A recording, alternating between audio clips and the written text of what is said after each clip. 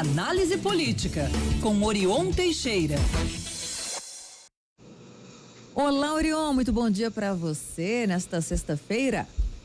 Bom dia, Luciana, Lucas, Murilo e ouvintes, espectadores da Band News. Bom dia. Prazer voltar a falar com vocês. Bom dia. Sempre nosso, Orion. A gente fala agora do prefeito de Belo Horizonte. Ele estaria tentando, digamos, interferir ali nas discussões da Câmara dos Vereadores. Qual a repercussão disso, hein, Orion? Queda de braço, hein?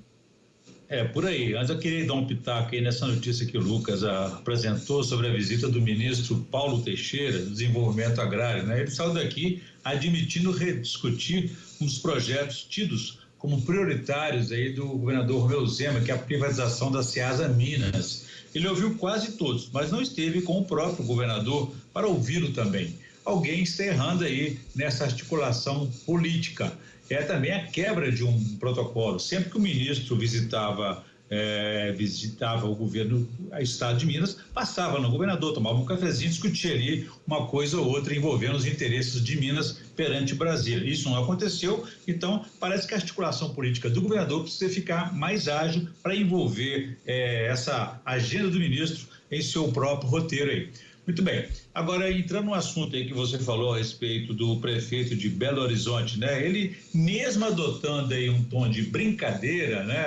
O prefeito Fuad Noman do PSD confundiu-se aí publicamente, confundiu sua relação com o presidente da Câmara Municipal, Gabriel Azevedo, que está sem partido, e tomou uma investida dele ao dar um puxão de orelhas, né? Ele disse que seus projetos não eram aprovados pela Câmara no ritmo ou na velocidade que ele gostaria. A declaração provocou Gabriel Azevedo, que tomou a decisão de pôr imediatamente em pauta todos os projetos da prefeitura, 3 deles já para a semana que vem. A medida pode trazer ainda mais prejuízos e desvantagens aos projetos do prefeito do que vantagens. A questão é que para a articulação política do prefeito não estava ainda concluída para que alcance a maioria dos votos necessários de pelo menos 21 dos 41 vereadores. A missão vai ficar complicada, então, para a coordenação política da prefeitura, que já anda fragilizada e sob risco, e também para o líder aí de governo na Câmara, o Bruno Miranda, vereador, na costura aí de um acordo para essa aprovação.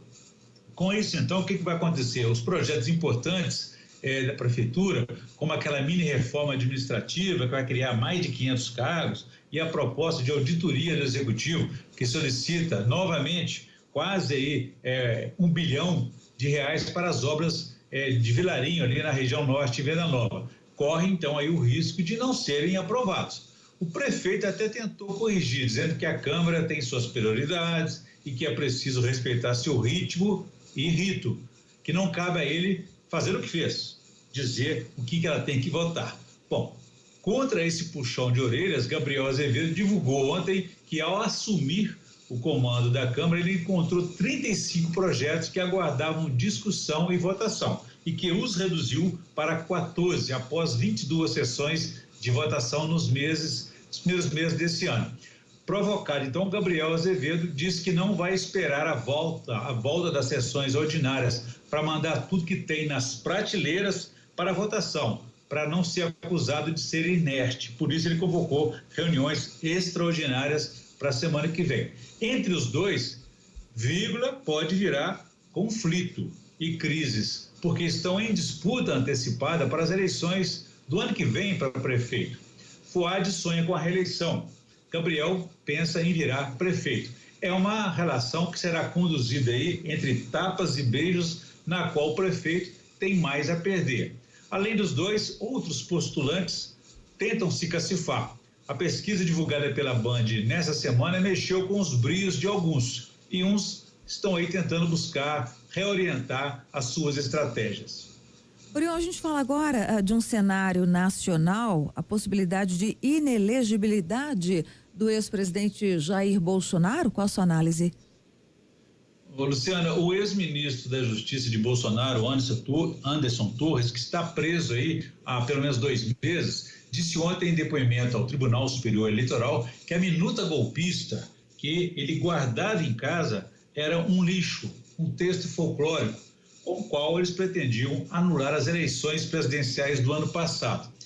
Tentou aí fazer, como se diz no popular, né?